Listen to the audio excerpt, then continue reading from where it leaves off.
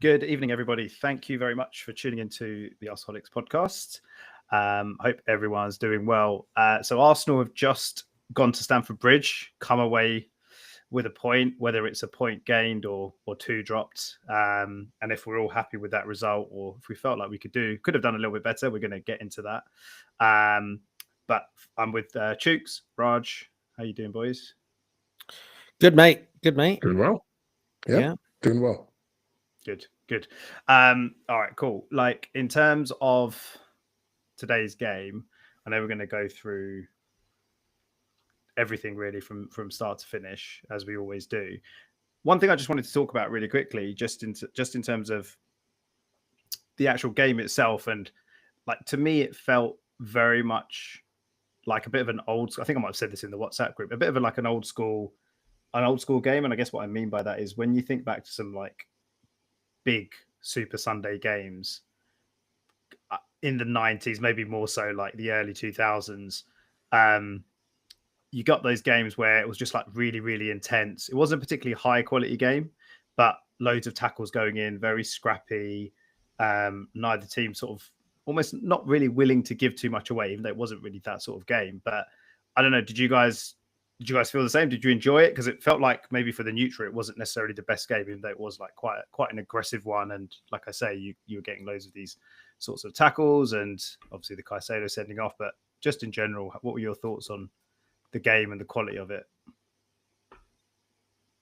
I mean, for me, I'm very positive after that game, and just to tell you why briefly, that game in other years has got loss written all over it. We've got both our first choice centre backs out. We've got our first choice striker out. We've got our left wing out. And then you've got people coming into the team, Lewis Skelly, Hincapi, Mosquera, even Martinelli, who haven't necessarily had consistent starts. It's been very choppy. You're then also facing the second in the league, who have gone on a bit of a run. So for me, any other year, that game's just a mess, a real problem.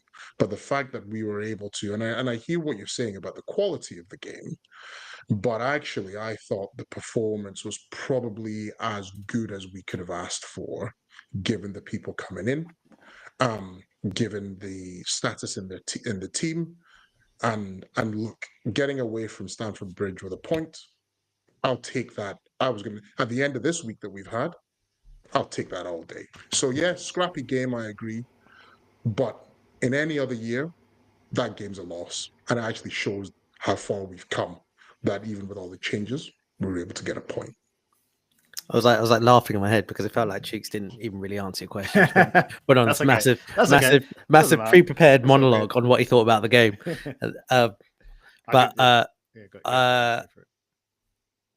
Just on your point, because I will actually listen to you guys and respond to what you asked. It's funny. I think that may have reflected just how short a time both teams had to prepare for the game. Yeah. From a tactical perspective, I think it really was, like you say, it was pretty old school in that it was incredibly physical, like incredibly, I'd say more physical than scrappy. Like, I think the physicality leads to the scrappiness to some degree, but I think it was just both teams just thought this was the sort of game where you didn't want to give the other side any time. You really wanted to go hell for leather. I don't know if, it's like a domino effect where in the first 5 minutes that kind of happens and then that sets a tone. I don't know if that was the case or whether it was truly something that both teams and both sets of players thought this is the best way to go about the game. But it was pretty fun in that respect. Like, yeah, the quality was a bit patchy. That might also reflect like the personnel, that both teams were able to field. But also probably just reflected that both teams, for different reasons, like really did. They really did want it. I think a win meant slightly different things for both teams, and I think that's kind of how some of the tactics ended up playing out. But yeah, to your point, yeah, like it was pretty old school and it was pretty bloody. I was very surprised that we ended up with 11 players on the pitch. Yeah. I really thought someone's getting sent off, and particularly it was funny, right, in that second half when like we got Miles Lewis Skelly on, and like you said, you were like, well, he's just gonna get a yellow card now anyway. Basically, and he did. So yeah, but Chooks, I think you made what you were saying more generally. I really agree with. I'm also very struggling. I don't know about you guys, but I'm like struggling to really care too much about analyzing the game itself. Because it's like, what do you really take from a game like this? Like what are the real tactical takeaways? I think the thing for me, and just an additional factor to kind of all the things, I think it was overall. I think we'll look back at this maybe in a few weeks and a few months as a good point and a sort of solid point. It just keeps us ticking over. But I think I really didn't expect that from Chelsea at all. Like Raj, we were at the Bayern Munich game on Wednesday, and obviously we were talking about the Chelsea game coming up and kind of what we expected from Chelsea, and also obviously what Arsenal would do in terms of squad rotation and things like that. But I really didn't expect that from Chelsea, and maybe I've just not sort of paid enough attention to them this season. But they were, I mean, they took the game to us from the first minute, and even when you think about the second half, when they've come out with 10 men and they score straight away, very, very surprising performance from them. And look, if Caicedo does stay, like if he doesn't get sent off, or if he doesn't make that tackle, and they keep 11 on the pitch, it feels like we're heading for a loss, to be honest. Kind of the way the game was going. So I was really impressed with the way that they set up. I was really, really impressed with players like Reece James played really, really well in midfield. I thought Cucurella did a pretty good job on Saka up until the assist as well. Like I think generally they just had good performances all over the pitch. Sanchez, who I literally said as the game kicked off in the WhatsApp group, he's a terrible keeper. He had a pretty good game as well. Made some big saves. So I think that's the other thing for me. Like I didn't really count Chelsea as a contender, and I was looking at this game as let's go and beat them, and basically they're out of any sort of title challenge talk, because I think if we extend that gap to what it would have been, it would have become 9 points, would it, if we'd have beaten them? I think in my head, I thought, that's them out of it. But maybe I've, just underestimated them a bit. I just want to also just address a comment we got from Charles right at the start of the episode. So Charles has just said, hi guys. So he's got a couple of questions for us today, but first one was, why no Arseholics after Tottenham and Bayern games? Oh, I've lost the thing. Why do we choose to react to poor performance games? So I think, first of all, apologies, Charles. It's definitely not a case of we waited until Arsenal dropped points. We're trying to create, clickbaity and, that sort of content. Absolutely not. We just couldn't record because we were at the games, basically, at the home games. And short turnaround time between the games as well. So by the time we kind of, if we were going to talk about Spurs on the Tuesday, it's sort of everyone's moved on to Bayern Munich by then. So this was the first opportunity we could all get together. Also, if we were only recording after bad performances, this would probably be the first episode that we did this season. I mean, we were pretty good. I think that's harsh, Charles. But can I just go on what you said? Like, so. You know what you said about Chelsea? I think a lot of people would say the same thing, but I'm not really sure where that's come from, because what's that? Actually, sorry, what their performance today? That people were really surprised. Oh, right, yeah. And people were wondering, didn't realize Chelsea were actually kind of that decent, because the bit that I get is that they dropped points. They lost twice at home this season, right, to Brighton and Sunderland, I think. I'm not sure if they've lost any other games, by the way, but those are the two that I remember they lost. And I remember those coming at points where there were poor performances, like, no one expected them to really lose those games at home, and they did. But if you take those games, if you take those two out, actually, you've got a team that just won the World Championship, or whatever you want to call it. Like, and I know that's not like, okay, it's not the Champions League, but it's still a tournament with teams that wanted to win it with $100 million like prize. So teams wanted to win it. They won that. And this season, they had some like good results. I mean, they've had some decent performances, and they found themselves like wherever they found themselves in the league coming into this game. But also, if you look player for player, like you're right about Sanchez. I think he sort of stands out a little bit. And I don't know if it's one of these things that we just expect a team like Chelsea, after all the money they spent to have a top keeper that he ends up looking really bad because he's not a top keeper. I actually think he's kind of like a 6-7 out of 10 keeper. I don't think he's like that bad. I don't think he's like great. And I think with their centre backs, they've just been like ravaged with injuries. But I would argue that they don't have really very good centre backs anyway, even if everyone's fully fit. But outside of that, like you mentioned, Cucurella has an argument to say he's been the best left back in Europe this season. He has a very strong argument to make there. And right back, Reece James, we know he wasn't really playing at right back today, but he was even at times today, like filling in those areas. But he's a really like supremely like gifted footballer. And if you look around other areas of the pitch, even today, I mean, Enzo Fernandez, I think like his underlying numbers basically show him as the best 8 this season. I know that's not, I think everyone would say Declan Rice has been like the best number 8 in the Premier League this season. But I think from an attacking standpoint, Enzo's been like really, really good this season. And you have people like Esteval, like who've kind of been really, really interesting. Moises Caicedo is a bit of a weird one, right? Because obviously amazing season, probably been the best player, but sending off a bit weird. And then, you know, like even João Pedro, players like that. Like I actually think João Pedro is a very, very good footballer. And obviously Cole Palmer didn't play today, but they have Cole Palmer. So I guess the point I'm going is like they do have like some very, very good players, and actually have only really fluffed their lines a couple of times.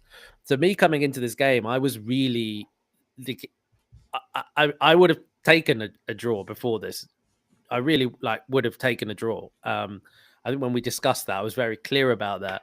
Obviously, I wanted to win. I really, really did want to win, obviously. But the context I had of this game was Chelsea have found themselves in a situation now where they probably didn't think they were going to be like this high at this point because of those couple of like losses that they had. And as a result of that, they're coming into a game with us where they're like, well, if we beat Arsenal, bloody hell, we're right. We're like literally 3 points off there and we're actually in a title race. But, you know, if we lose, then we're kind of in the same position that we thought we were in before, which was not in a title race, but we're still going to be kind of up there for top 5. So for them, it was like nothing to lose this game. I really felt like it would be, if you're a Chelsea player today, it would have been really fun. You've got nothing to lose. You just wanted to go for the win. And I think we saw that in how the game panned out, right? Like even when they went down to 10 men, I remember there was one counter-attack sort of towards the back end of the game. I think there was about 15 minutes left or whatever. And there was like 5 Chelsea players attacking against like 4 defenders. So there was like a 5-on-4. They had 10 men, right? So they really like wanted the win. And I think that's like, so I think with that in mind as well, I did expect a lot from Chelsea today. But obviously, look, it's hard when then you analyze the specifics and kind of go, we had to play against 10 men for half a game to, you know, to not feel some regret. But yeah, no, I agree with you, Miles. I think we'll look back on it and feel like, you know, yeah, actually, Stamford Bridge's out the way. Got a point. We're okay. Yeah. Yeah. Like you say, Stamford Bridge out the way. And I was going to come on to this, but yeah, I mean, that's four pretty big away games ticked off now. Old Trafford, Anfield, St James's Park, Stamford Bridge. So that is positive as well, right? So there's a couple of things I want to talk about just in terms of obviously the defensive problems that we had, well, in terms of availability and obviously how we felt the new boys did. As I said, Charles has just raised a couple of other questions. So we've maybe kind of spoken about this, but he said, so it's still all calm, right? No burn the house down situation. City scored late. Liverpool winning. That's annoying because it keeps going. Liverpool winning this stage last season. We were on 30. I think we were on less than 30, Charles. I could be wrong. And Liverpool were on 34. So we're still keeping level, right? I mean, for me, and Chooks, I'll come to you on this, but like, I think we've said, look, all three of us, and generally I think consensus across Arsenal fans is that's a pretty good, pretty solid, pretty good point. You take it and go, even though we were up against 10 men for half the match or so. But in terms of just, I guess, reflection on kind of current position and looking at the rivals, and, you know, 5 points, I think it's 5 points to City now after they won this weekend. For me, still an absolutely fantastic position. I am very, very concerned about City, and we can talk about that. But yeah, how are you feeling, Chooks, just in general, league position and everything? Hey, I'm feeling good. I'm feeling good. I'm feeling really positive. I think, like I said at the start, this point I thought was a fantastic point because you've got even if it was down to 10 men, but as in Chelsea down to 10 men, you've still got the Chelsea first team pretty strong side. And yes, they played Barcelona, but we played Bayern Munich against what was a bit of a hodgepodge when it came to our team, right? Just, following two very difficult games. Coming into this weekend, we had injuries. We had to just kind of put it together. And like I said at the start, this normally would be a loss, and potentially quite a heavy loss, right? 2-0, something like that. But we were able to come away with a 1-1 point, with a draw and a point. We're going into a tricky part of the season. That is the other kind of metric for me. Whenever it gets to this stage of the year, this is where I start to get a bit jittery, because normally the games are coming thick and fast. People are starting to get a little bit fatigued as well because of the frequency of the games. And this is usually where we start to have the wobble, right? And then you're going in, especially when you start to go into late December. But the combination of where we are in the league, the series of matches that are coming up, the ones that, the number, especially through December, how many we've got at home as well. I'm feeling good. If we come out of, it's similar, like I'm almost looking at this stage of the season as a phase, right? When we looked at the start of the season, there were those 6 games at the start that we said, if we come out of those 6 games with a certain number of points, and let's not get back into the points debate, Raj, then it's then we're looking good. This is that next big phase where it's the festive period. If we negotiate the December and early January period, and again, we're coming out with a credit. So let's say more victories than draws or defeats. And again, I'm feeling good. And I think we're going in pretty strong because we've got players coming back, we've got a good squad. The people that are coming in it's not looking too much like a bomb squad. It is looking like there is cohesion there. And yes, of course, you always want your strongest team, but it was always our injuries. One player a couple of seasons ago, Saliba, completely crippled us when we lost him. But we didn't have Saliba, we didn't have Gabby, and we're looking pretty competent. So I'm feeling really positive, honestly, guys. I really am. And on top of that as well, look, this week, those 3 games, 2 victories and a draw.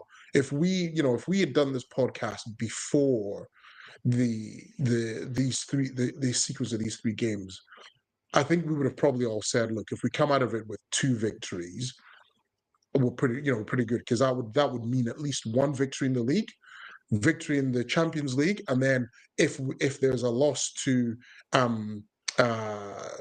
Chelsea, we can weather it because it's a tough week. So to have 2 victories and a draw, great. So that's what I'm saying. That's what I'm saying. Overall, mate, I'm feeling really positive, and I'm looking forward to the rest of December and saying, okay, let's get the players back. Let's keep on cracking through, because we know this is a tough period, but we are set up well to come through it pretty robustly. Yeah, which is also I fact check Charles. He's living in an alternate reality. We had lost a lot more points by this time last season, and like we were sort of in the mid-20s.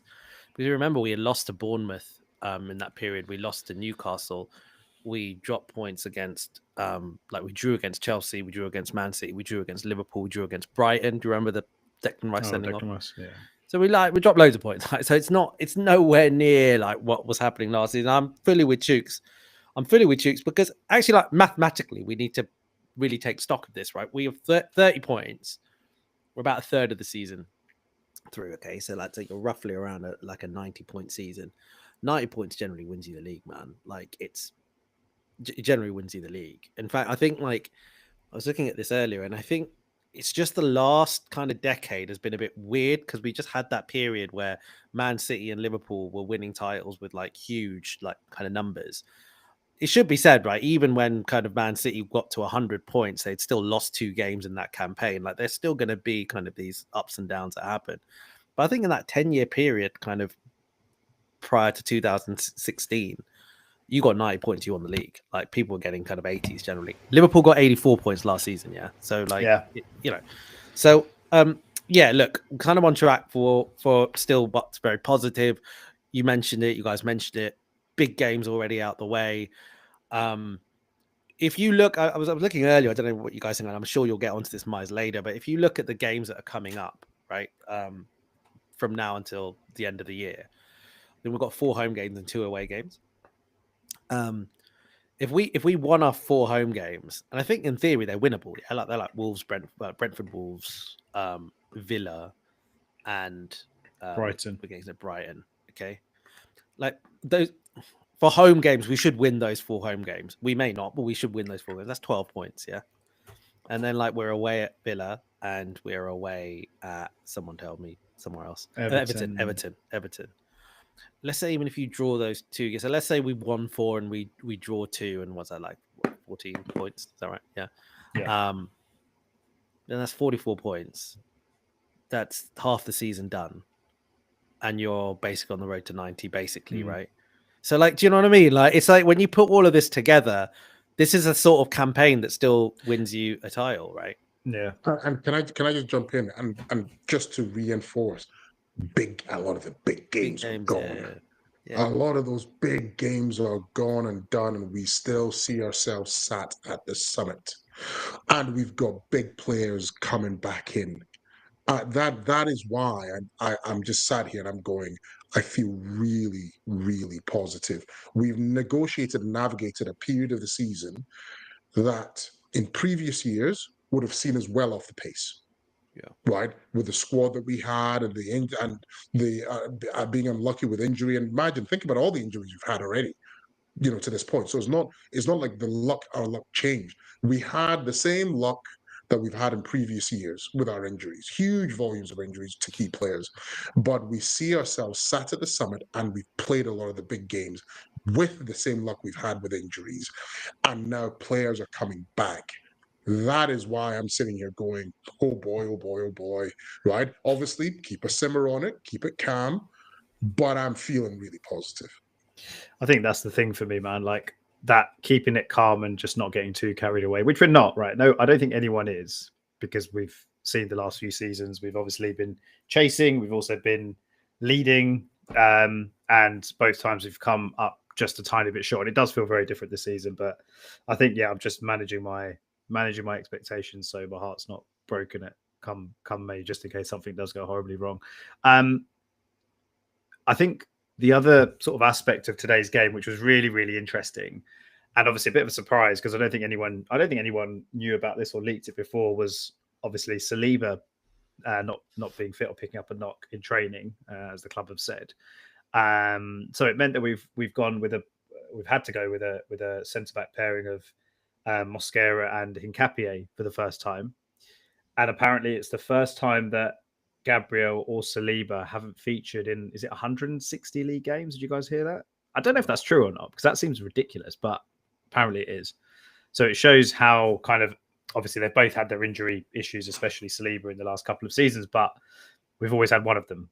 So this is the first time in a long time that we kind of had to manage. So obviously not the most ideal game, going to Chelsea away, but how did you guys think the 2 centre-backs did? Because for me, I thought, I mean, in terms of especially that first half up until the sending off, it did feel like Chelsea were on top. They pressed us really, really well. They were very, very kind of aggressive. It felt like they were first to a lot, just first to everything, really.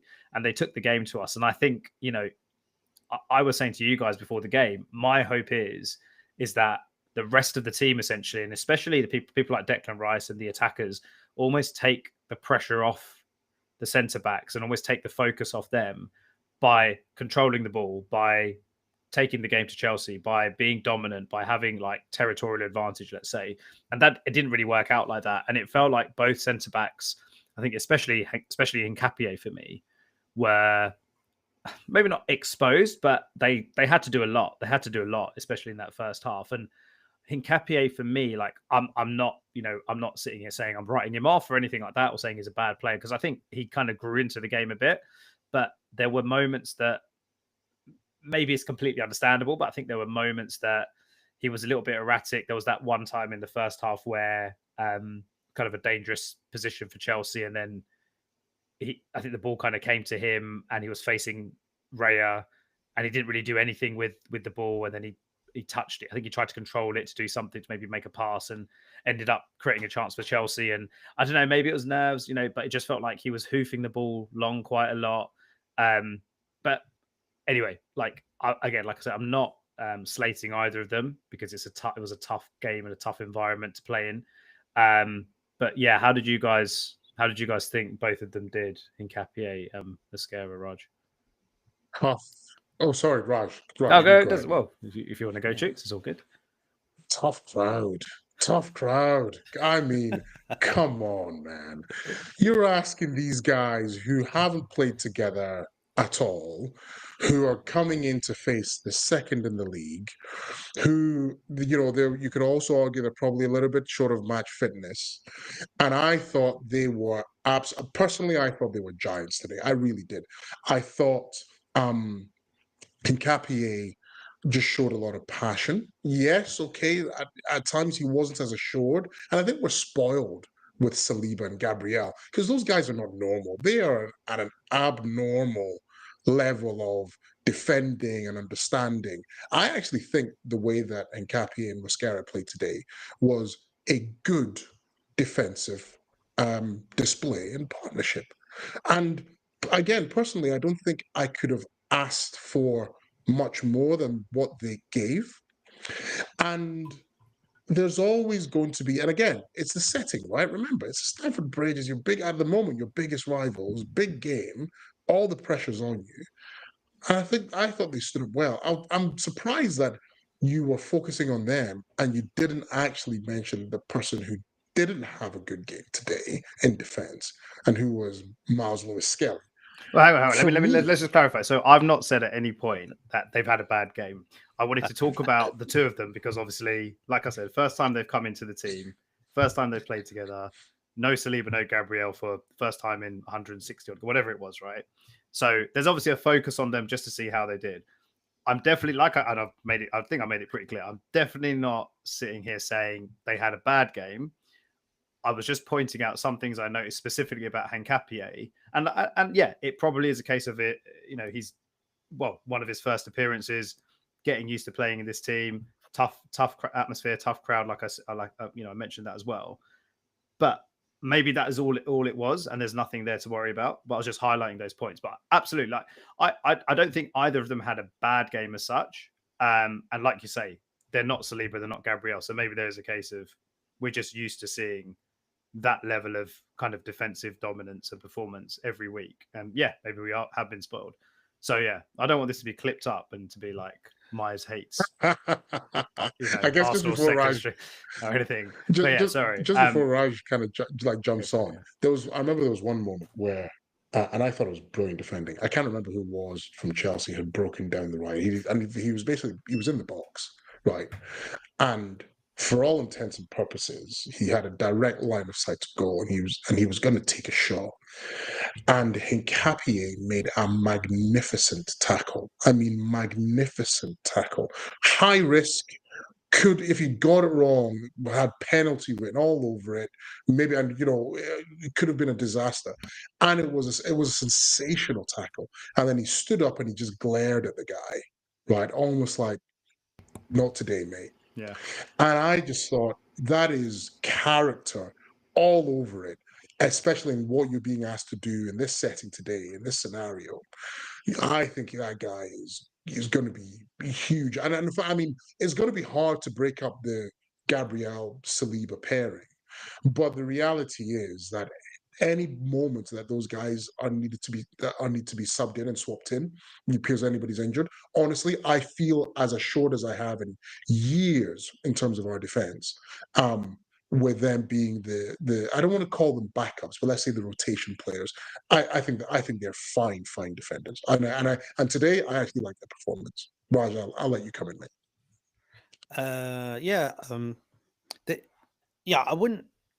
Yeah, look, I agree with that. I don't think they were like giants per se today, but think by any means they had a bad game, and I don't think anyone else is saying that they had a bad game. I think Hincapi, we have to also just bear in mind they all have their own styles, I suppose, right? And Hincapi, from what I can understand, is just very authentically South American and is just like a guy who plays on the edge. And the person that he's often compared to is Christian Romero. So he's probably going to be this kind of guy that can give you a couple of hairy moments because he's just like totally high octane. And maybe that's something that Arteta might coach differently. I don't know. But he was a bit fortunate at one point, if you remember, when he sort of slipped and I think João Pedro was in and he didn't finish. Can't remember if it was João Pedro or not. But overall, like, I think they were fine, and I agree with kind of all the good points made around the fact that like it's their first time playing together in the Premier League and it's away at a tough ground. Like what do you expect? And I think based on all that, they did really well. I think the thing that I think was really important, which was negative, which is an understandable negative, is that it's a completely different combination, 1 and 2. Saliba and Gabriel are absolute like colossal people in this team.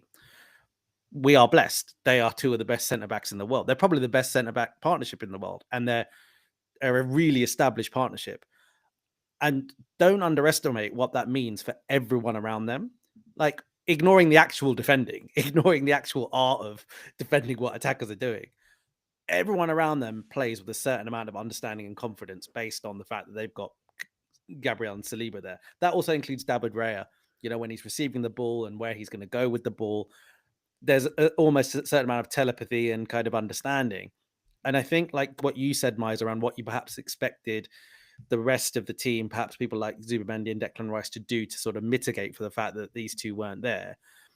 It sort of happened, but like not in a good way. Like, I think that what ended up happening was that everyone was very conscious of the fact that this was a really new pairing. They were therefore a little bit second guessing some of their more assertive movements. So what I thought was happening a lot, particularly in the first 45 minutes before they went down to 10 men, was that even more than usual, we were going for safe passes. And in those instances where we were going for a little bit more ambition, there was a little bit of hesitancy in that ambition. And I put a lot of that down to the fact that these 2 centre-backs are Saliba and Gabriel partnership, or even just one of them weren't there. I think that everyone else, to a certain extent, must have felt like they didn't want to leave them exposed. And sometimes that can kind of, lead to sort of unwanted hesitancy, I suppose. And that's actually the biggest negative, I think, that came out of the 2 of them being there. I don't think it was them per se. I don't think their performances per se were poor. So it would be really interesting to see, I know in like a parallel universe, if Saliba was there, would the game have been played in a different way? Like, would we have played the game in a slightly different way? Not sure. But look, all things said, and I think, like there's a broader point here, right? Is that we have a really good squad. And actually what we realized is when we're broadly able to field a, pretty fit side, then we'll sort of be able to take on anyone. Really, the games that we're more likely to drop points in this season are times where actually our squad is a bit stretched, and when we aren't going to be necessarily blessed with the full spine of the team. So actually, when you look at it that way, and you look at games like today are predictable. It's going to be kind of games like this where like we are really stretched, that you're going to kind of not get the W, and it's really important not to lose.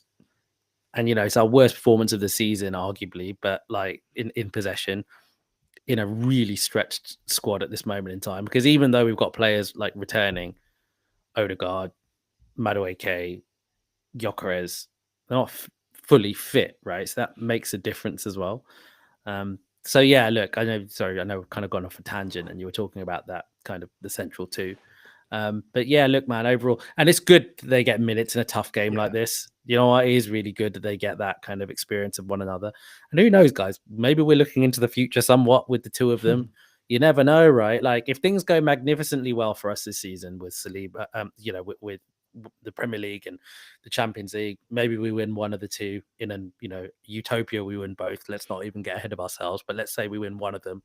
Let's say we win the other one next year. I'm making all this shit up, right? But, Saliba, Gabriel might turn around and say, hey, look, we want to go play in La Liga or Saliba might say, I want to go PSG, and maybe this is our future, to kind of younger centre backs who could complement each other kind of going forward. So yeah, maybe it's just something that we have to get used to, working with. But yeah, no, look, I think they are both really good guys, and I think they kind of put everything on the line out there today. Couldn't really ask for more from them. We should. That's a prediction for another podcast. If we predict, are they going to who's going to re-sign and who's not? But one for another day. I think that's actually a very interesting conversation to.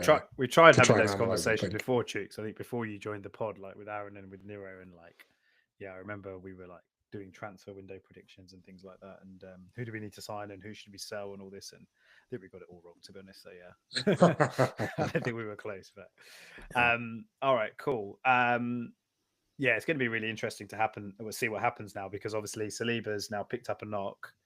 I think I saw a tweet saying that he's got another scan. I'm pretty sure it said he's got another scan, so that doesn't sound too great. But yeah, and I don't think we don't have a return. We don't have like a time frame on Gabriel, do we? Not heard anything. No, because he's had that. There was that scan that was this week for him, right? And I felt like Arteta said something like, "Oh, we need to wait a bit more time for results," or something like this. I mean, the only thing about the Saliba one is it's very rare for Arteta to like come out being overly optimistic, but he did say that he doesn't think it's anything major. So let's hope it's just a bit of a formality, right? Like, and I'm going to go back to this point. Actually, I got the impression, based on what Arteta said, that Saliba probably could have played if he had to. I got that impression, because if you're going, like it's nothing major, and he picked up a knock in training, I imagine if you're going into a massive game, right, you're probably able to, if you have to do it, but you're going to sacrifice, or there's a risk of a more long-term issue there.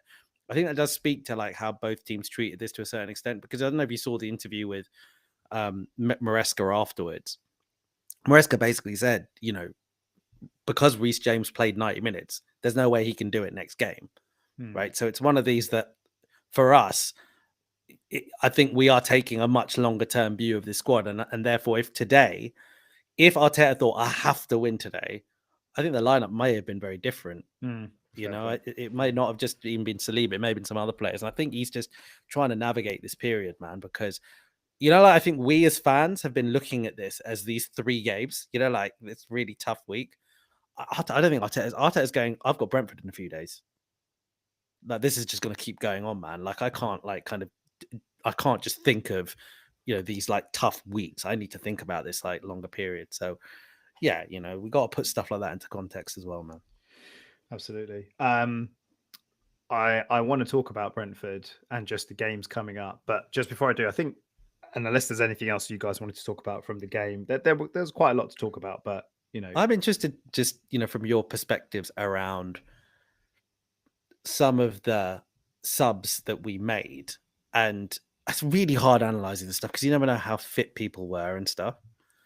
But do you think he could have done anything differently, particularly with the wingers? Because that was an area where there was almost some room to do slightly different things, because you had Martinelli who could play on the left, you had Madueke who could play on the left, Saka we saw kind of rotate onto the left, you got Eze who could also move onto the left, equally on the right hand side, you've got Madueke who could be on the right, Saka could be on the right, and then you've got even I think Nwaneri was on the bench, right? You've got, so there was all that kind of going on. Do you think he made the right calls? Because, and I'll just preface that, like, I don't want to lead the witness, but the one thing I kind of noticed, which I was a bit like, well, surely this was going to be a bit predictable, was when Noni came on, and when he moved on to that right-hand side for a period, even more so than when he was on the left-hand side, but when he was on the right-hand side mainly, it really looked like their fullbacks really knew him well. So even when Cucurella was going up against him, I felt like he completely was nullified, because Cucurella was just really like, I kind of know you, man. Like, I know what your movements are. I've been training with you for like months and months and months. I get you. And so I thought a little bit like, well, that was a bit pointless. So what, are you suggesting that he shouldn't have brought Madueke on and gone with someone else just because? Maybe that's not a fully formed thought. I wanted to throw it out there for you guys because, we do have options in that area, and could we have done better? I mean, I think just from my perspective, obviously the yellow cards in the first half had a massive impact on what he could do, right, and what he chose to do. And the halftime sub of bringing Lewis Skelly on for Calafiori, obviously, unless there's an injury that we don't know about, sounds like he was worried about. Well, I think that was a factor, the Calafiori yellow card, but I think also maybe like we spoke about it in the first half, right? Just it didn't really feel like, maybe we did have more possession in that first half. I don't know what the stats are, but it didn't feel like we were retaining the ball very well. And Lewis Skelly is obviously a player that does like to get on the ball. And I know Chooks, you touched on it before. He didn't really do that well when he came on. He was a bit shaky and a bit dodgy, and he does just look off the pace at the moment. I think in terms of the other subs, I think we kind of called the other one, which was Zubimendi coming off at some point, again booked in the first half, so he was running on a bit. He was at risk. And Odegaard was the obvious. I don't know if Odegaard came on for Zubimendi or not, but that was a change that I wanted to see. Yeah. I don't know, man. Like, it's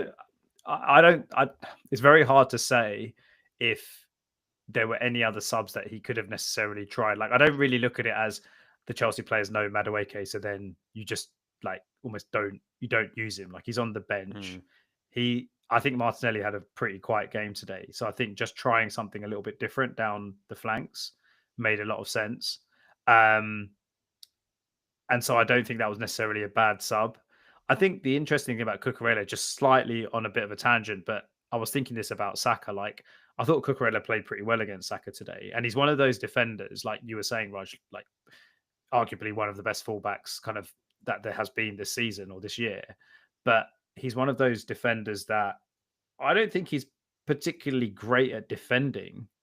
If you go one-on-one, if you're one-on-one and you're facing him, I don't think he's particularly great. But he's one of those defenders that he kind of like just pulls you everywhere. He's kicking at your heels and kicking at your Achilles, and like just never lets you get any space. And he's just very tight. And I think the fact that he got booked in the first half meant his game had to change a little bit. And you saw in the second half when Saka did go up against him, went one-on-one, he created the goal because he was able to cut back inside onto his left and put in a good cross. But look, I mean, just on the subs, like I'm not really sure there's anything else that he Arteta could have really done, or that I would have done differently. I think you've got some of those players that he did bring on, Odegaard, Gyökeres, Madueke. They're all, like you say, they're all players that are coming back into fitness or just literally coming back now.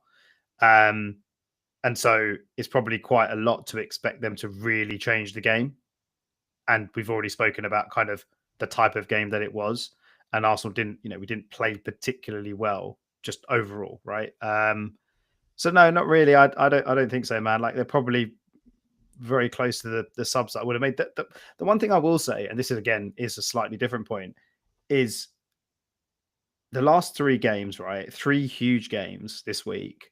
And we knew kind of what was coming. And at the end of those, the last of those 3 games was this trip to Stamford Bridge. I'm really surprised that he didn't rotate a bit more against Bayern Munich, because I think out of the 3 games, we could have, and it's all hindsight now, right? But we could have afforded to maybe, let's just say, draw that game against Bayern Munich if it meant that we win today, because obviously our position in the Champions League, we don't have to finish top. We don't have to finish second. We just need to finish high enough to get out and not have to play an extra knockout game or 2 games in the knockout stages.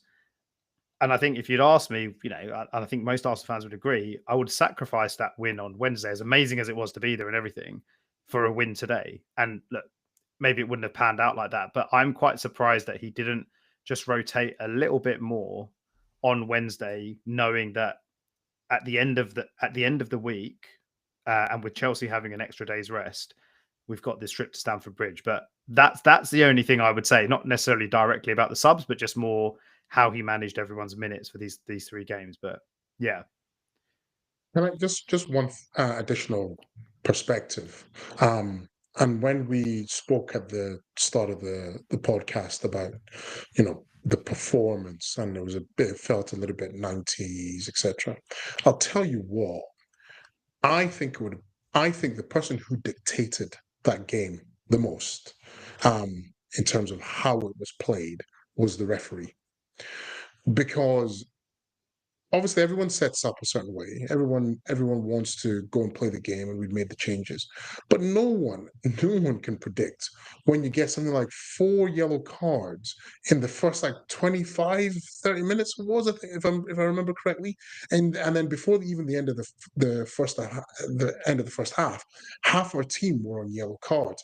That then all of a sudden it does change the way that you're playing the game. And the tactics, however, whatever tactics you had before, fundamentally become something else, because half your first team is on a yellow, and you know that everyone was looking for a red. There was so much like rolling around. Anyone got touched, they went down and they were holding their face, etc., etc. So that's another factor that in terms of why I think this game wasn't necessarily, or we shouldn't judge it. And I'm not saying that you guys are judging it too harshly, but you shouldn't necessarily just look at it just purely through the lens of the performance of the players, because the theme and the way that the game was played, the sense of the game, the sense of the guys on that pitch was very different after 5 players were in yellow cards. And that is weird. You don't normally get that before the end of the first half, right? And then all of a sudden, whether Mikel would have made the changes and as many changes when he did, if we hadn't had so many yellow cards, could have been very, very different. So it's like, just when I just look at this whole game on the whole, some of the way we went into it, the issues that we had, and then also the way that the ref kind of just refereed that game. That's why I'm just going, I'm positive. I don't think we could have really done much better than we did. I know it was against 10 men, but there were so many weird anomalies. I just went, take the 1-1 and just get out of here. Nobody's suspended. None of this nonsense. There isn't a big scandal. And we just move on. It wasn't an atypical normal game for a number of things outside of our own factors, if that makes sense, guys. No, I did, because that's why, is literally exactly why at the beginning when I said, I don't even know if I really want to analyze the game, because what do you take out of it, right? Because it was so many weird things were happening in terms of, not weird things in terms of the lineup we had to put out, weird things in how many yellow cards were dished out at the start, so that affected stuff, weird things around the red card that was issued, all these like really weird moments in the game. Even like the littlest things, like there were corners given the wrong way. Oh yeah, quite frequently. It was really weird, like balls going out of play, not given out of play, like just oddness, man. Where it's just like, this is just an odd game. So just like kind of turn around, put it down as to, whatever the result is, and then kind of move on, I think. I'm with you. Is it worth us talking a little bit about Miles Lewis-Skelly? Not from a let's, because I think we all agree that he didn't have a great game, and I'm not necessarily suggesting we all pile in on him. More so, it might be quite interesting to reflect on his role in the team and the sort of player he is a little bit, because the one takeaway I got from watching this was, compounded with what we saw against Bayern.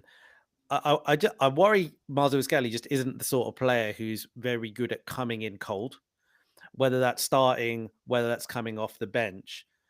I think he's one of those guys who he just needs to be playing week in, week out. And if he's not, like, there are some players I think who are just brilliant at kind of going, okay, I'm going to get 20 minutes there, I'm going to get 10 minutes here, I'm going to start one game a month or whatever. I don't know. And they're very, very good at that. They've got the skill set. Maybe it's experience. So maybe this is just inexperience.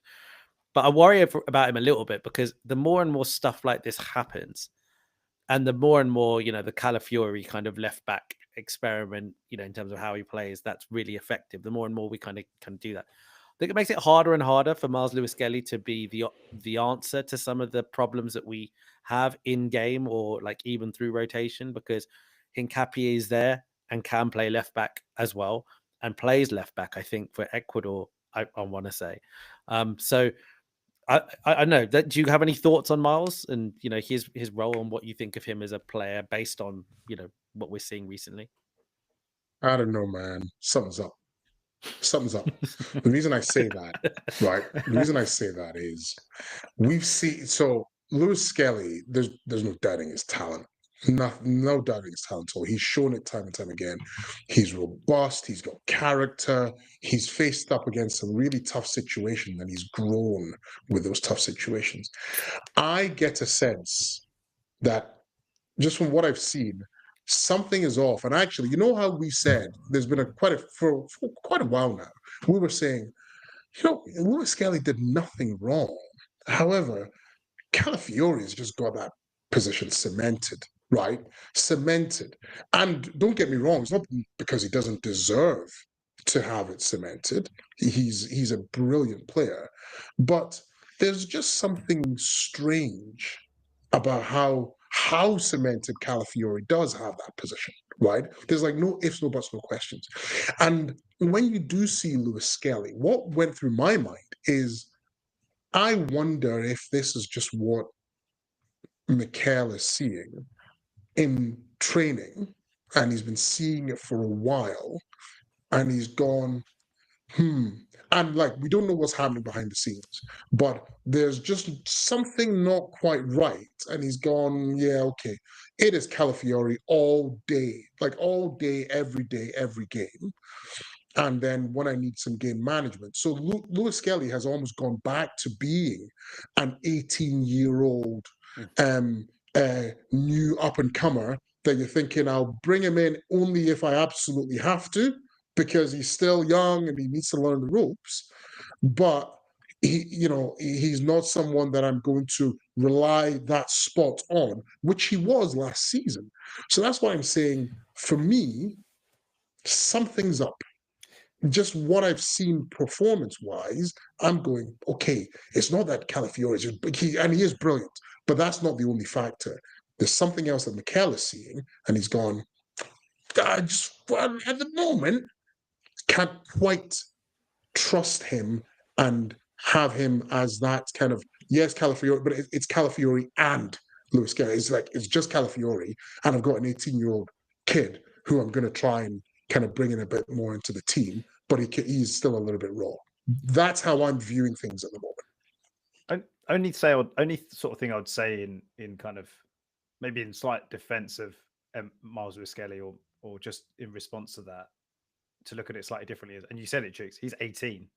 I think because he did so well in that second half of last season or whenever it was that he came in, and you think about like the Madrid away game and certain performances, and just he took everyone by storm, and he was just on this like trajectory where then he made the England squad, and then didn't he score for England in his debut?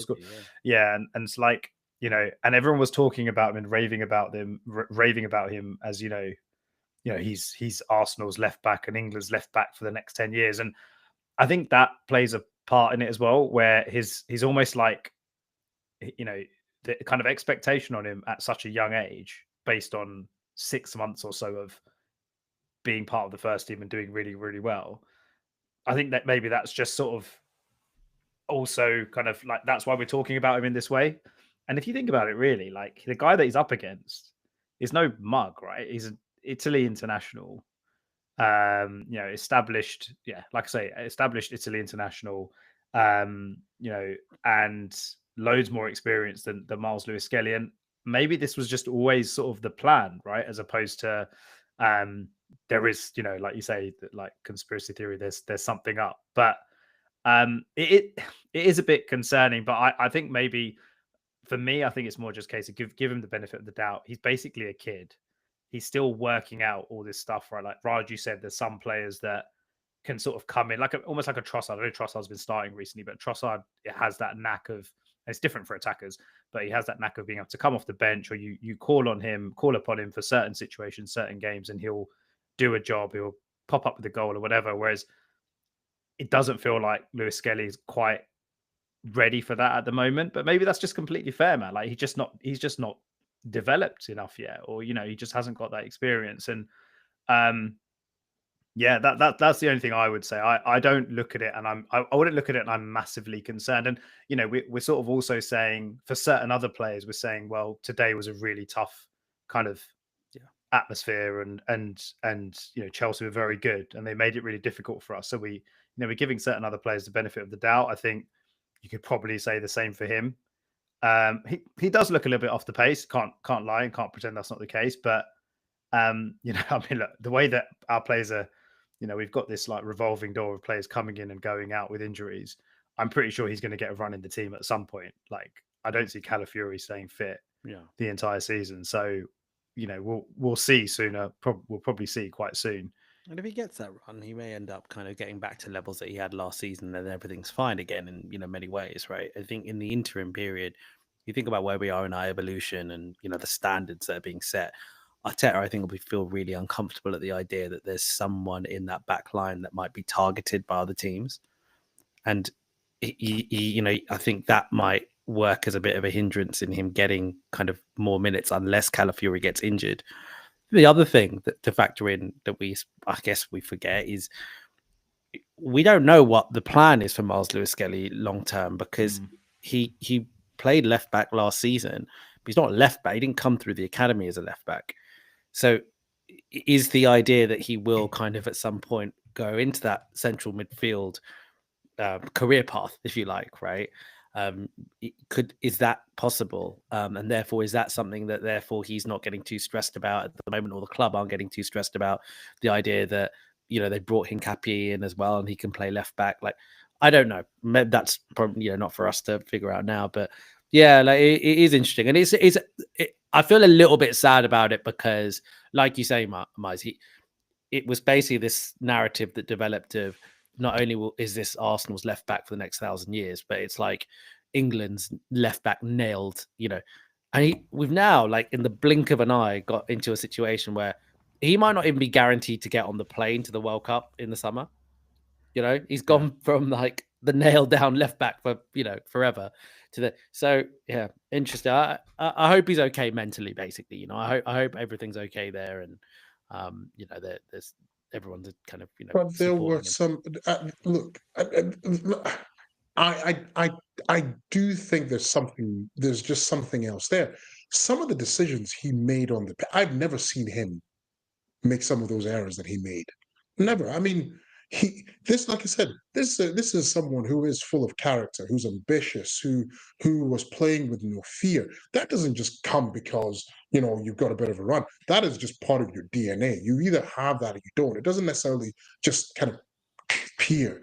And all of a sudden, like some of the decisions he made on the pitch today, that one that was across the box, lost it. Then he lost. He didn't complete the pass. There's a number of times that he lost the ball. There are a number of times that he was in midfield again. He lost the ball, and I just thought there's just something else that isn't just he's not had a consistent run of games, and that's why. It was more than.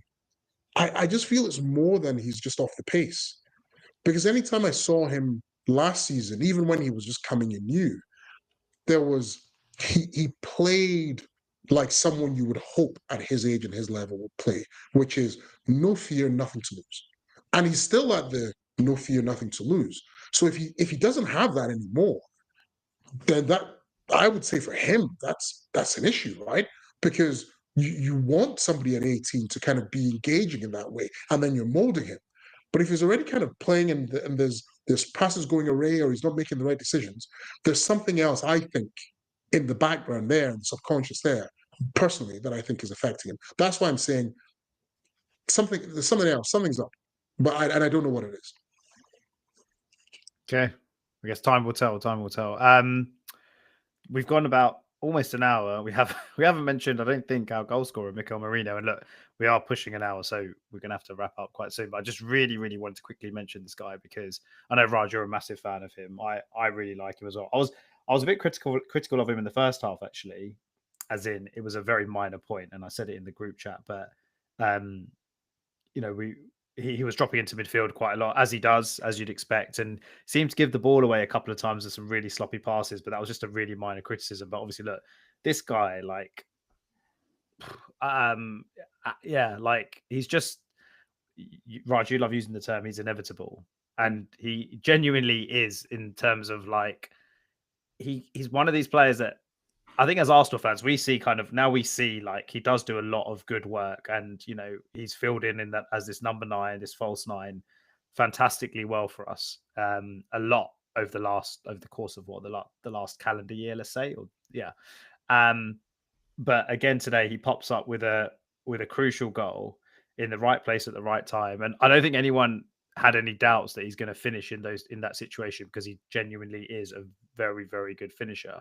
But just really quickly, just because we are, like I say, we've been talking for a while, but Mikel Merino, any kind of other thoughts on him? Anything else to add? Just two parts. One is, like, I think the other remarkable thing is when you look at his goals and assists, it's when does he score those goals and assists? They are like the equalizer, the goal that takes you one over. Do you know what I mean? That they're always like super important. It feels like they're always at times where we're like, are we going to get back in the game? I mean, stuff coming into my head was, the first goal against Tottenham, the pass that, put through to Trossard. I'm thinking about the equalizer against Newcastle. Do you know what I mean? Like they're always like really important moments. So that's one. I think two is, and I think this is very difficult for us as fans because we just aren't as au fait with the tactics. But when Merino plays, or when Gyökeres plays, or let's just say when Havertz is fit, if Havertz plays, or if Jesus plays, it's never a case of the same system and just putting them in. When they're there, they're part of a different system. They're playing a different role. So sometimes we can get frustrated, I think, because when we look at people like Merino or whoever, and we're like, oh no, they're not where I want them to be. They're not in that space. Why are they moving over here? Why are they dropping out? Like I heard some comments, for example, when we played Tottenham, people were saying, oh, why does Merino keep drifting out wide? He's drifting out there because he's been told to drift out there, because we have a plan of how we're creating space and what he's supposed to do in his role. So I think this is also kind of one of those things where sometimes if we do get a bit frustrated with Merino at times in how he plays that role, it's not him. It's how he's being asked to play this role in order for other players to kind of do what they do. But yeah, look, that's it. In the interest of time, those are two things I do really love him. I think, as I said, there's that one thing I remember I said in the WhatsApp group, but it feels crazy to me, right? That like someone who's that good at these natural movements, he's just so good at getting into the spaces where you need a striker to be, and he does really basic finishes. You think if this guy, in his like late teens, early 20s even, had a coach who said, you know what, you're going to be a centre forward, mate, and just like coached him, he could have been like this top centre forward, honestly. But anyway, Chooks, you got anything to add about Mikel? I mean, I know we're running out of time. The only thing I'm going to add is, well, he's done really well, right, over the last few games. And you've got players coming back, Gyökeres, Havertz. How do you either feed that system coming back in, going to having a natural striker, or do you stick with the player who has been relatively successful for you up front? I think that's a question. And I know, per what you said, Raj, there will be different systems for different teams that will be more effective than others. So there might be times when, Gyökeres, it just makes sense because we're trying to run him behind. The other times you need a little bit more midfield certainty and someone who's like a big centre forward. You could, you use Merino. We could talk about Havertz on another day. But the only question that I do have is, do you run the risk of actually not having a consistent system and nobody really getting the best or the optimal amount of time because you're constantly breaking the system, right? You could argue Marino's been working because we've had no choice. So he's had to play up there. And look, it's worked out because he's played game in, game out. Everyone knows what's going to happen. He also tucks into midfield.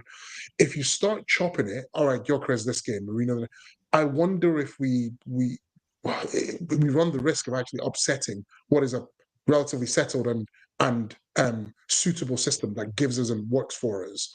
Yeah. So I'm fascinated to see what Mikel does, especially over the festive break with everyone coming back in. There's going to be a rotation because we've got so many games. But I really cannot wait to see how he picks, who he picks, what system we play, because, it's almost going to be sport for choice. I guess the evidence does suggest to us, right, that the Merino system, the Merino centre forward system, is very much plan B, right? It's very much plan B or C, because when Gyökeres was fit, he started every game. Like, he started every single game.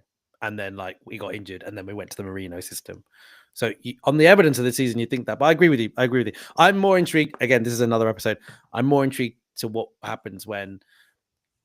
I was about to say when Havertz comes back, but actually, thinking about this more and more, I'm not so sure anymore, because I don't think Havertz is coming back and then all of a sudden he's competing for a spot, because he's been out for a effing year, basically. There's no way that we can expect Havertz to come in and be like what he was the season before he kind of, got injured, if you like, right? Like, no way. So yeah, I think it's it'll still be interesting, but I very much think Gyökeres this season is plan A when he's fit, right? Absolutely. All right, boys. Yeah, let's wrap it up by just talking about, Brentford. But I think, and we touched on it before, there's a lot of games coming up. Obviously, not just us, for everyone. But we go straight back into it midweek again.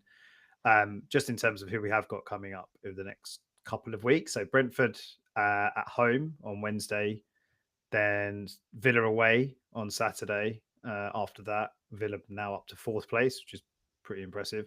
Then Champions League midweek, the following week, Club Brugge away.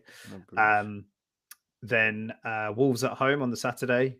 Then we have a bit of a gap, actually. So there's no midweek game that week, I don't believe. And then it's Everton away before the Palace game just before Christmas, which is the League Cup game.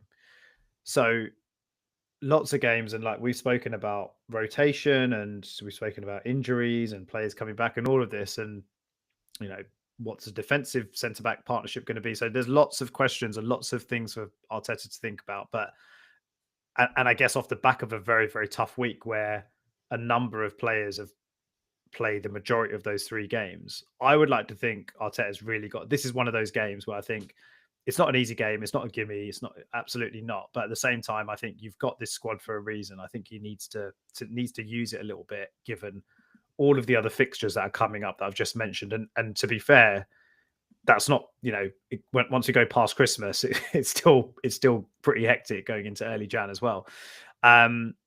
Brentford 10th in the table, and I think their recent results kind of really back that up, when I think they've lost 2 and won 2 of their last 4.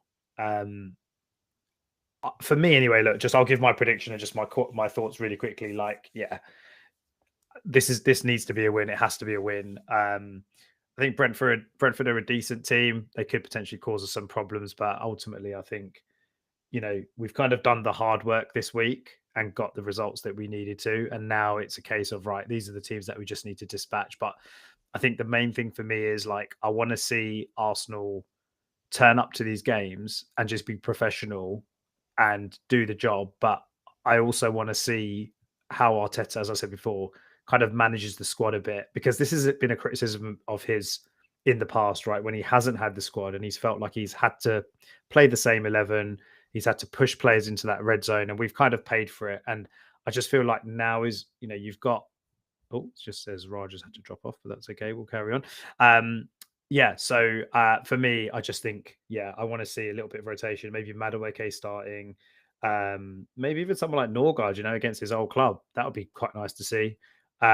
Maybe bring in Miles Lewis-Skelly for this game, give him a chance to start again after the Bayern Munich game, and let's see what he can do. So we haven't got Raj anymore. It's just me and you, Chooks. Don't know I think he's gone for an early bath, as they say. But I'm gonna go 2-0, Chooks. I reckon. Oh, he's back. I'm gonna go 2-0. I think it'll be a comfortable home win and no drama, basically. That's exactly what I had in my mind as well, mate. 2-0. And if I think about the actual team I would like to see, I agree with you. There's a bit of squad rotation, but I think there's going to be naturally, and even off the back of not just this game, but this week, what's happened this week, there's going to be some players that are going to come in. So I actually think we're still going to see the whole Hincapi-Mosquera partnership at the back, right? I think that'll stay. We may, depending on how he's done in training, maybe we'll see Lewis-Skelly, but it might just stick with Calafiori, Timber on the right. I think it could well be that perhaps Zubimendi gets a rest. We'll see, but maybe gets a rest. Either Zubimendi or Declan. I think one of the two of them potentially will get a rest to then enable for Odegaard to come back into the team. right? I think he'll want to at home. He'll want to, and he's fit now. He'll want to get the captain back in, bit of game time. So I think Odegaard is going to come back in. Up front again at home, we might see Gyökeres, but it might be too much of a rotation. So he might just stick with Marino for now because there's so many people.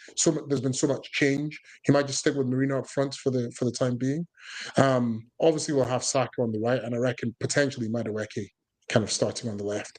So I think there are some players, just because it's been a tough week, that he will go, right, let's rest them, let's bring them in, because it's almost like it's a no regrets move, i.e., like some Ode coming in, right? It just adds a lot to the team. There's not really much risk there, and refreshes the team and enables us to still go ahead and win that game, but give some players a bit of a rest. That's what I think it's going to look like. I think it's I think we all agree he needs to rotate. I'm undecided on what I think. I think the idea of Odegaard, I think you're right. I think if you can get Odegaard into the team, I think it might be a good idea, because it might be best all round to just try and play a really front-footed game against Brentford, because they will. Because I think it is, even if Saliba is, technically fit, I think it wouldn't be the worst idea in the world to just say, listen, we've got some really tough games like Villa away on the weekend. He needs to be fit for that if he can be.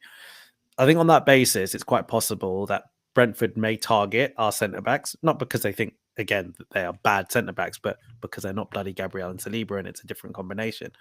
And they've got a centre-forward that's in really, really good form. They've got a very good, informed centre-forward.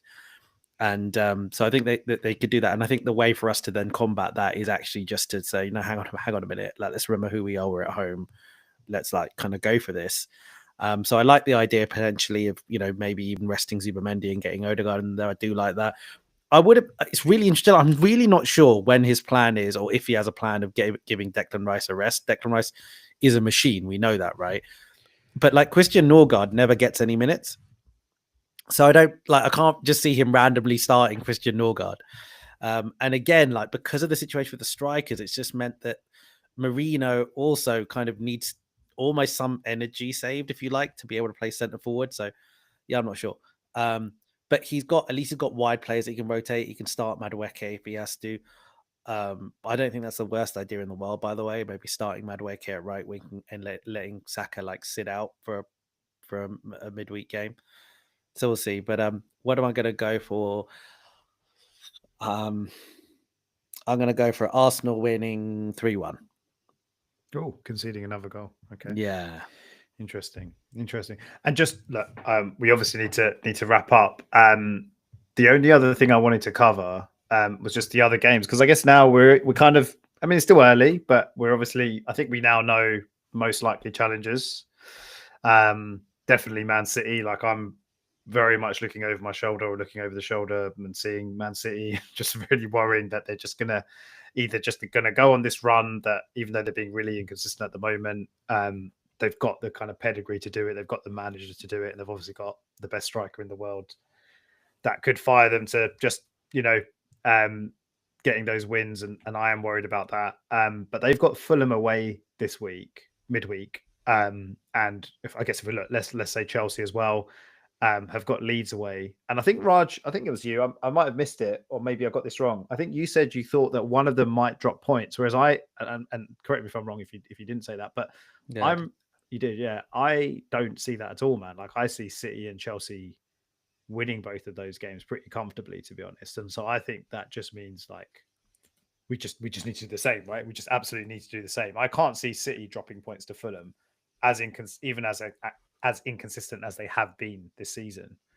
But yeah, what are your thoughts on the other just two games? Bear in mind just two small things, not to necessarily change your mind, but I guess there might be factors. Fulham have just kind of won a game, and they're probably tails up a little bit. Who did they beat? They beat Spurs. Yeah, okay. Yeah. Okay. Fine. Yeah, fine. Agreed. Fair enough. Touche. But City do have that inconsistent streak, like you said. Yeah. With Leeds, don't forget that Leeds Chelsea is a massive game for their fans.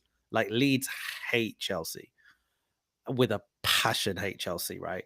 So that it's going to be it's going to be rocking. That's going to be rocking. And Chelsea still have it in them, right? To drop drop points. Like, you know, they, as I said, like, you know, they have dropped points a couple of random times. So, you know, and it's been the other thing. Remember with Chelsea, right? Similar to us, it's been a tough week. It's been a really tough week for them, and today would have taken a shitload out of them, right? 10 men running around like that and really like putting it all out. No Caicedo as well, right? No Caicedo for that game against. Yeah, that's a good point. Yeah. So, yeah, I know that's what I'm going with, man. Like, yeah, that's my thing. What I was actually just trying to look on my phone what the fixtures are for the next week, because it's like, because we've got like Villa away is hard, man. Like it's like Villa started this season awfully. Like their first 5 games, they didn't win one. But if you just take away that first 5 games, they've been brilliant. Just looking at the results, they've been brilliant since those like first 5 like car crash kind of games. They basically win every week. And like, you know, when you look at some of their games, I'll go through their results, right? So since they basically had 5 car crashes, they beat Fulham at home, they beat Burnley at home, they went away to Spurs and won, they beat Man City at home. They lost to Villa. They lost to Liverpool, and obviously that was because Emi Martinez was a twat. They battered Bournemouth 4-0. They then went and beat Leeds away, and then they beat Wolves. So you know that won most of their games, right? Like, so it's not going to be a straightforward game. And I was just trying to see who's everyone else got that week. The other games are that weekend. City have got Sunderland at home. Okay, it's a tough game. Oh my God, where's Chelsea? Oh, sorry, Chelsea have got Bournemouth away. Okay, that's tough. Yeah, so every week is tough. I'm going to throw up surprises. I think it's just a case of us being as consistent as possible. Yeah, sorry, Chooks. Did you just any thoughts on the games, like midweek games, Chelsea and City? Any concerns there? You reckon straightforward wins for them, or? Yeah, I have to believe that they will be going into this period as well, knowing, right, this is typically where blips happen, and so they have to be consistent. And this is usually where City really start to kind of motor on, right? Traditionally, every year, everyone knows City starts to kind of go on a bit of a run from this point onwards. So those games, I think we just have to expect that they're gonna win. Like City, Chelsea, they're going to win those games. So we need to ensure that we're picking up the points. I think the one I'm most concerned about, yes, is Villa away. You know, probably of this whole kind of festive period, that game is my biggest worry, because I think that game, that's the kind of game where, if we're not careful, it could be a 6-pointer. And what I mean by that is, all of a sudden, let's say still like a 5-point difference, we go to Villa, we lose, and then if City/Chelsea win their games that weekend, it goes from 5 points all of a sudden to 2 points difference, and then that's when all the narrative then starts to change. So that's probably the one that I'm looking at going. We navigate past that weekend. I'm having a good Christmas. If it doesn't quite go our way, then I start to get a little bit nervous. So yeah, it's that Villa away game that I'm most worried about, mate.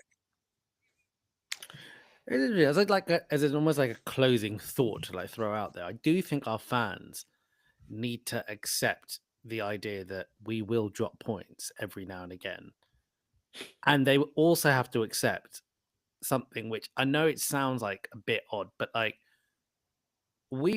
it's very possible that the gap between us and the chasing pack reduces at some point. It's even possible that there's a point where someone will overtake us. That doesn't mean that we can't win the league. Do you know what I mean? Like, I think because we're so scarred with what's happened in recent years, we're not thinking about it in the way that like a rational team should think about it, which is that this is a marathon. Like it's not contingent on us being 10 points clear by like February. Like it's gonna be ups and downs to this. We just got to be prepared for the ride, and Yeah, like, but I prefer to be 10 points clear. Of course. But what we can't do is we can't go from like one day basically reveling in all of the comments that we are the best team in Europe, or if not the world, to Yeah. then like a few days later going, oh my God, like look at all these weaknesses. Oh my God, we're getting found out. Oh my God, look, they're behind us. Like we've got to get over that. Like, and sound like Aaron in there, mate. that's That's exactly what's going to happen, man. Yeah, If that happens, yeah. then I think There Aaron. is, but I think a lot of it would depend on who's back. Do you know what I mean? By the time we hit those games, if we're going into some of those games with Saliba back or Gabby back, because we don't know how long they're out for, right? Then all of a sudden, I think it's a different tint on the game. That it really depends on who's back, if they've played, they're fit, who then we're playing against. You know what I mean? So that's what I mean by it's not so much about the if we lose or if we don't. It's about what's happened, who's back, what does the squad look like. Are we navigating around this period with minimal injuries? Yeah. Then all of a sudden, you have a different view going into the game in terms of confidence level versus not. Yeah.